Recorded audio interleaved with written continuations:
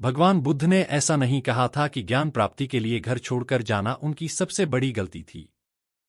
वास्तव में, बुद्ध का जीवन और शिक्षाएं इस बात की पुष्टि करती हैं कि उन्होंने अपने निर्णय को सही माना। गौतम बुद्ध ने अपने जीवन के सत्य को खोजने और दुख के कारणों को समझने के लिए अपने राजसी जीवन और परिवार को त्याग दिया था।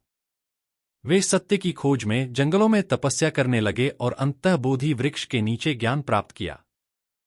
बुद्ध ने अपने अनुभवों से यह निष्कर्ष निकाला कि मध्य मार्ग, जो न अतिवादिता है न आत्मत्याग, ही सही रास्ता है।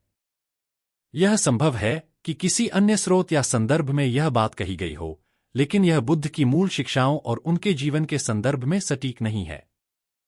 बुद्ध का यह निर्णय कि उन्होंने अपने घर और परिवार को छोड़कर ज्ञान प्राप्त किया, उनके जीवन का एक महत्वपूर्ण और निर्णायक चरण था। भगवान बुद्ध ने अपने उपदेशों में गृह त्याग को ज्ञान प्राप्ति के लिए अनिवार्य नहीं बताया, क्योंकि उन्होंने यह समझा कि सत्य और ज्ञान की प्राप्ति केवल भौतिक परिस्थितियों से मुक्त होकर ही नहीं होती। उन्होंने जो मध्यम मार्ग, मध्यम प्रतिपदा का सिद्धांत दिया, वह अतिवाद और आत्मत्याग के बीच का मार्ग है। बुद्ध ने यह शिक्षा दी कि व्यक्ति किसी भी परिस्थिति में रहकर भी आत्मज्ञान प्राप्त कर सकता है, बशर्ते वह सही मार्ग पर चले। बुद्ध ने यह माना कि हर व्यक्ति की यात्रा अलग होती है और प्रत्येक व्यक्ति के लिए सत्य की खोज का मार्ग अलग हो सकता है। इसलिए उन्होंने गृहस्थ जीवन को भी आध्यात्मिकता और आत्मज्ञान के मार्ग के रूप में स्वीकार किया और उसके लिए भी दिशा निर्देश प्रदान किए।